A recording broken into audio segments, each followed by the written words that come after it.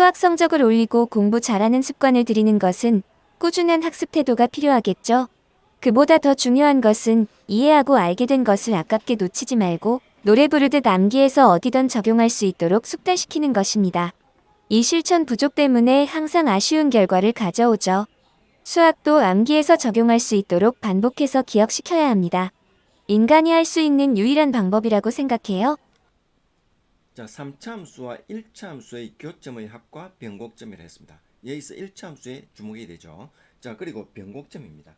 이 변곡점은 이과에서 이계 도함수로 표현되고 있죠. 자, 그런데 문과에서는 이계 도함수를 사용하지 않고 있습니다. 그런데 3차 함수입니다. 다함수에서 이 3차 함수에서는 변곡점의 역할이 아주 중요하게 표현되기 때문에 유용하게 사용될 수가 있겠죠. 자, 문제에서 적용하는 사례가 많습니다. 자, 3차 함수의 가장 큰 특징이 이 변곡점의 대칭인 함수가 되는 겁니다. 3차 함수 fx와 1차 함수 gx가 있습니다. 1차 함수 gx의 교점이라 했죠. 그죠? 이때 함수 값이 같을 때 그때의 x의 값이 교점이죠. 자, 그러면은 fx-gx로 표현할 수 있죠. fx-gx는 0으로 이항하면 이렇게 표현할 수 있죠. 이 말은 차함수죠. 두 함수의 차함수입니다. 차함수 방정식이 되는 거죠. 이 차함수 방정식의 근이 교점이죠. 그죠? 자, 교점의 x값을 의미하는 거죠. 자, 여기서 3차함수 fx의 세근을 알파, 베타, 감마라고 합니다. 자, 그러면은 두 함수의 교점의 액좌표, 즉 차함수 방정식 근이죠. 그죠? 이 근은 알파, 베타, 감마가 아니겠죠. 그죠? 자, 그런데 3차함수 fx의 근, 알파, 베타, 감마의 합입니다. 합. 알파 플러스 베타 플러스 감마죠. 그죠? 세근의 합입니다.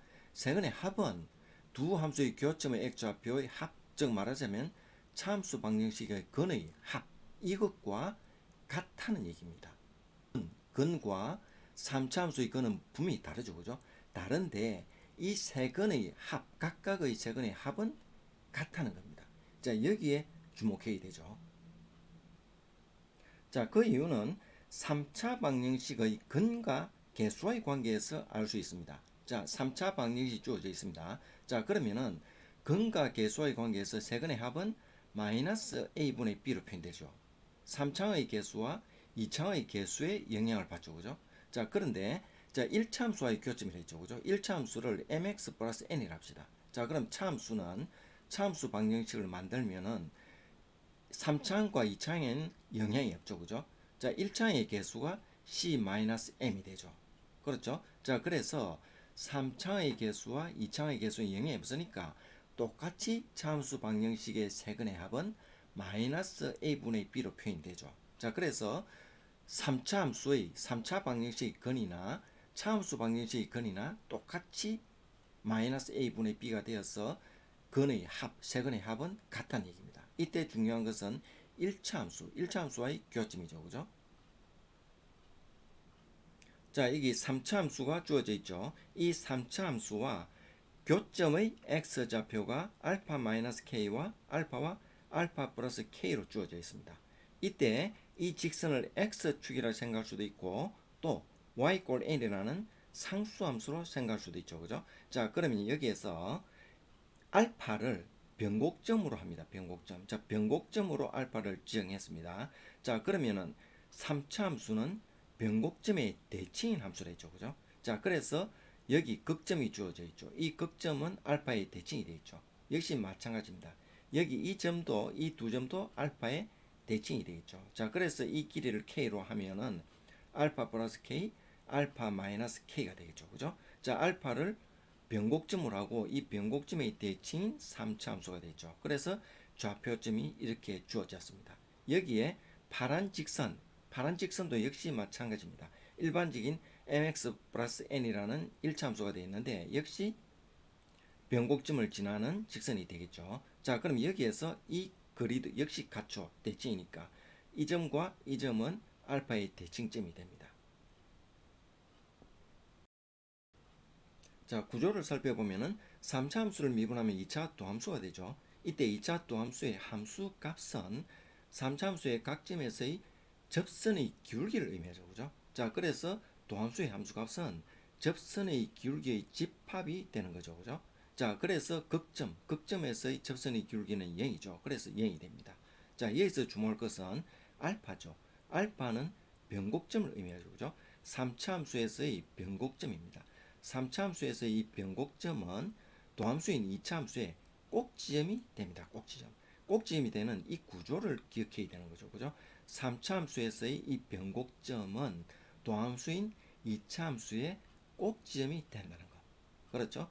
자, 그리고 변곡점의 x좌표 알파는 2차 도함수의 축의 방정식이 될 수 있죠. 그죠? 축의 방정식입니다. 축의 방식은 마이너스 2a분의 b로 표현하잖아. 자, 그러면은 마이너스 2 곱하기 3a분의 2b죠. 그래서 마이너스 3a분의 b가 나옵니다. 자, 그래서 축의 방정식은 마이너스 3a분의 b인데 이 축의 방정식이 변곡점의 x좌표가 되는 거죠. 그렇죠? 자, 또 그리고 변곡점을 지나는 접선이 있습니다. 접선을 그었죠. 이 접선의 기울기가 알파점에 있는 이 함수값이죠. 그죠? 여기에 있는 함수값이 됩니다. 자, 그리고 또 이 변곡점을 지나는 이 접선의 기울기입니다. 이 접선의 기울기를 기준으로 해서 좌우 접선의 기울기를 살펴보는데 좌우 접선의 이 기울기가 도함수에서는 변곡점을 축으로 하고 있죠. 그죠? 자, 변곡점을 축으로 선대칭하고 있다는 것을 알 수 있습니다. 접선의 기울기가. 자, 예를 들면은 이렇죠. 극대값과 극소값이죠. 이때는 접선의 기울기가 0이잖아. 0인데 0, 0 해서 축으로 해서 선대칭 되고 있죠. 그죠? 자, 그리고 마찬가지입니다. 여기에서 알파, 변곡점에서 똑같이 떨어져 있는 거리에 있습니다. 이 거리에 있는 점이죠. 이 점에서의 접선의 기울기입니다. 이 접선의 기울기가 여기 있죠. 선대칭하고 있는 거 맞죠? 그죠? 서로 평행한다는 얘기가 되겠죠. 자, 그리고 마찬가지입니다. 여기에 K에서 똑같이 떨어져 있습니다. 똑같이 떨어져 있는 이 위치에 있는 점에서의 접선의 기울기입니다. 역시 평행하고 있다는 얘기죠. 그죠? 자, 그래서 똑같은 얘기입니다. 선대칭하고 있는 거죠. 그죠? 자, 원함수, 3차 함수에서는 변곡점에서 여기는 점대칭하고 있는 자리죠. 그죠? 점대칭하고 있는 자리가 도함수에서는 선대칭이 되고 있다는 거. 그렇죠? 자, 이 내용을 점검할 수가 있겠죠.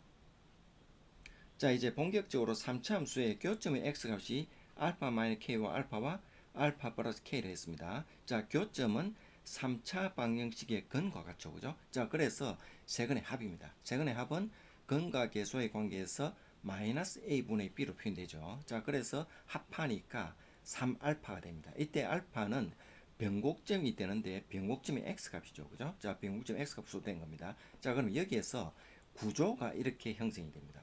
세근을 합하면은 3 곱하기 변곡점의 x값이 되는 거죠. 그죠? 그거는 x값이니까 세근의 합은 3 곱하기 변곡점의 x값이죠. 자, 이렇게 구조가 형성이 됩니다.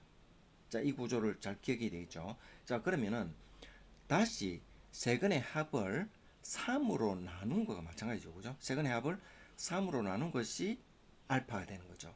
자, 그래서 세근의 합을 3으로 나눈 값이 변곡점 x값이 되는 거죠. 그렇죠? 자, 이 말은 다시 세근의 평균값으로 표현할 수 있죠. 세근의 평균값. 그래서 세근의 평균값이 변곡점의 x값이다 이 말이죠. 그래서 알파는 마이너스 3a분의 b입니다. 마이너스 a분의 b를 3으로 나눴으니까 마이너스 3a분의 b가 되는 거죠. 자, 이 말은 여기에서 마이너스 3a분의 b가 보이죠. 자, 이 말은 도함수의 축의 방정식이죠. 그죠? 도함수의 축의 방정식이 변곡점의 x값이죠. 그렇죠? 자, 그래서 알파는 마이너스 3a분의 b로 표현되는데 알파는 마이너스 3a분의 b로 표현됩니다. 자, 도함수로 표현될 수 있고 계산으로도 나타날 수 있고 그렇죠?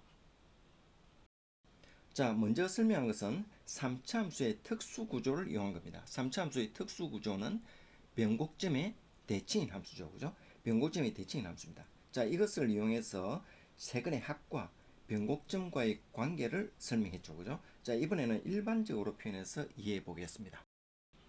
자, 그러면은 3차 함수와 x축과의 교점이 있고 또 3차 함수와 1차 함수와의 교점이 있겠죠. 또 3차 함수와 상수함수와의 교점이 있을 수 있습니다. 자, 이 세 가지 케이스 모두 다 공통된 특징이 있죠.